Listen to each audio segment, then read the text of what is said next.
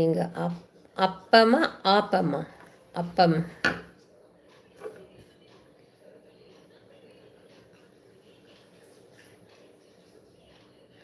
ஆப்பம்னாக்கா நம்ம வந்து 1 கப்பு அரிசிக்கு நம்ம வந்து 1 கப்பு அரிசிக்கு ஃபுல்லாக எடுக்காதீங்க அரிசி.